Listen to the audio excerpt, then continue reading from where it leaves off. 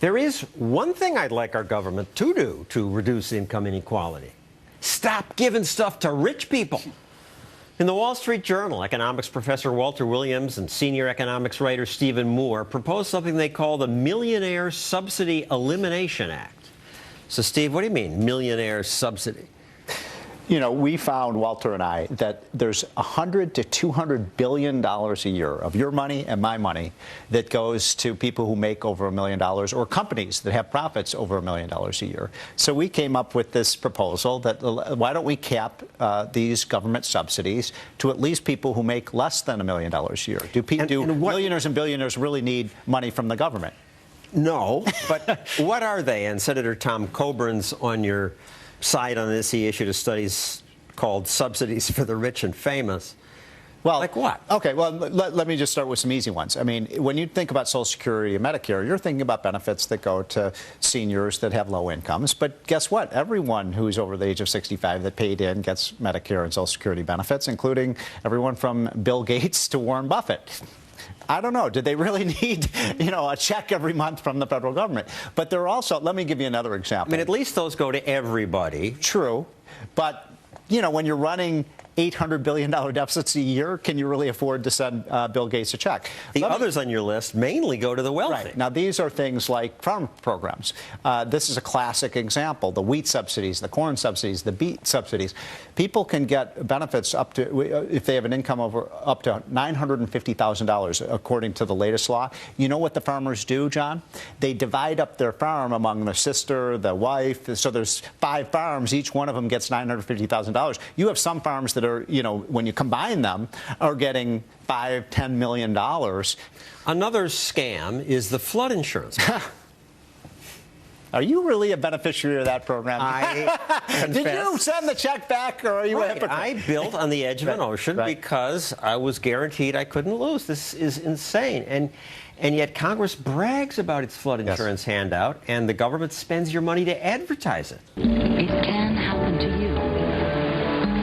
Protect your home with flood insurance. The flood insurance program provides valuable protection for approximately 5.5 million homeowners. When she said that it was $19 billion in the red, now it's $30 billion in the red.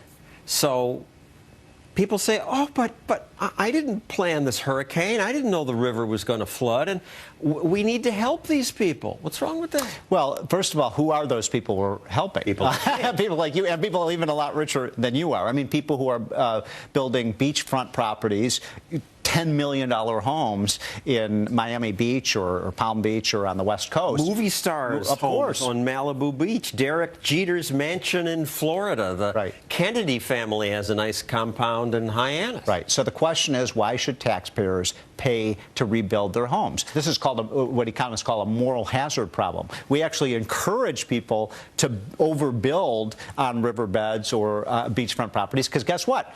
If there's a big storm like Sandy, guess who's going to rush in? The taxpayers to pay for the rebuilding of that house. I have a real problem with that.